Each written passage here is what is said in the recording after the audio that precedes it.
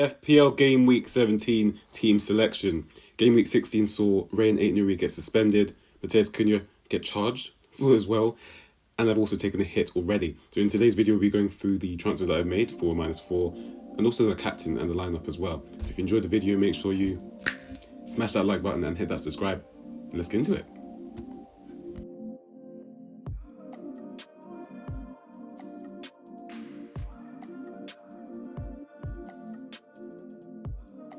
What's up? It's FPL Vert, where arrows go green, and yes, they did go green again. Yeah, that's consecutive weeks now. That's good to see.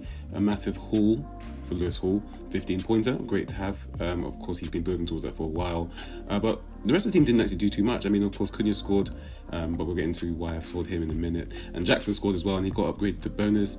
Palmer got 3 points, but he didn't keep a clean sheet. He just got a bonus point for no attacking returns, which is not bad, I guess. Enzo kept up his streak of attacking returns, and Salah just finds a way every single week. Gabriel also returned to the starting lineup for 3 bonus, and we did bench Fabianski's 4-pointer, but it could have been an 11-pointer, so every cloud has a silver lining. So into the transfers.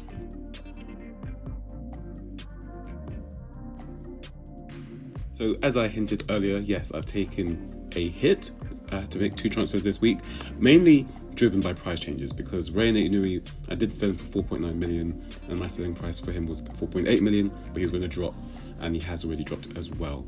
And of course, not only are Wolves' fixtures falling off a cliff, but he's just been pretty disappointing. He's actually returned, I think, 2 points in the last 4 game weeks with his -2, and also 2 0-pointers as well.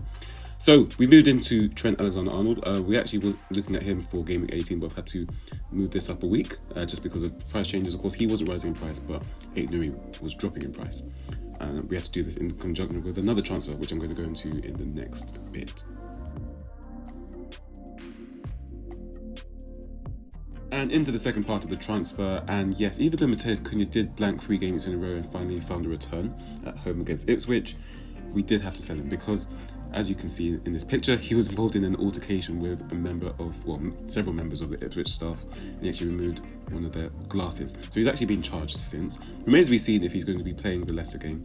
But yeah, as I mentioned, it looked like he's going to get banned, and the fixtures are falling off a cliff anyway. And with the next person coming in, which is ISAK, the most informed forward in the game at the moment, he has since risen to 8.7. So I had to make these moves very quickly. So that's how we're going to be lining up. So into the team selection then, Lucas Fabianski actually gets a start over Alisson for probably the first time and last time, because he's home to a Brighton team that haven't been firing on all cylinders, and of course Liverpool going away to Liverpool. And where we'll most expect Liverpool to win the game, I think most would probably expect Liverpool to concede, as Tottenham are a team that are all out attack, they don't know about defending. So that's what we're going to be doing for this week. Gabriel will start away to Crystal Palace, having returned to the starting lineup last week against Everton. Of course, it wasn't a good result for Arsenal, but it was good points for Gabriel, as he got 3 bonus points as well to go with the clean sheet. And he was also rested last night in the Carabao Cup, so should be fully fresh for the league meeting.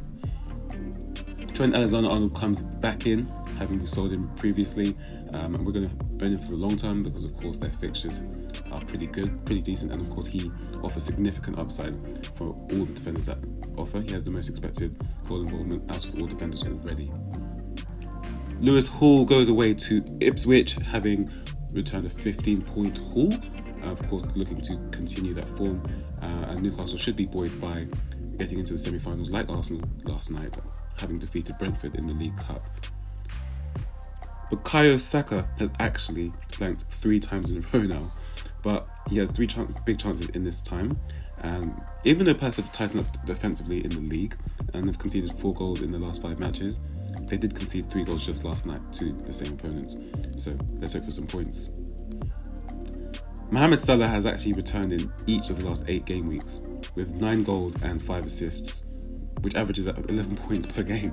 And Spurs is always an open game, and they've given up 16 big chances in the last 4 game weeks, a total only bettered by a Southampton side that have just sacked their manager.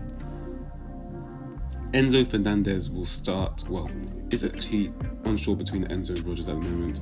But I think because Enzo is in such great form, he's got 7 attacking returns in the last 6 game weeks, and he returned in each of the last 6 game weeks.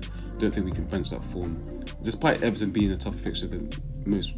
I mean, I definitely don't. I wouldn't be captaining Palmer, for example, as you can see, because Palmer, even though he has 4 goals and 2 assists in the last 4 game weeks, which is the most points in that spell, and also has the highest expected goal involvement, I still think Goodison is a very difficult place to go to, even for a high-flying Chelsea. And I just think Tottenham is more of an open game, personally.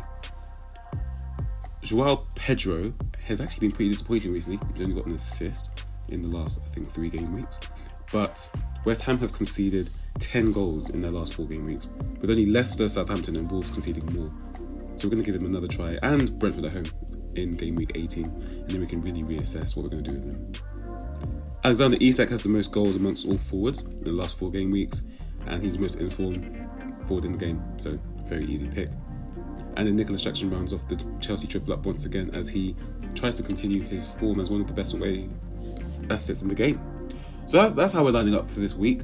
Obviously, it's the week before Christmas, so drop any questions you have in the comments.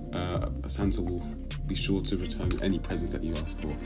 I'm joking. But yeah, make sure you like, share, subscribe, and peace.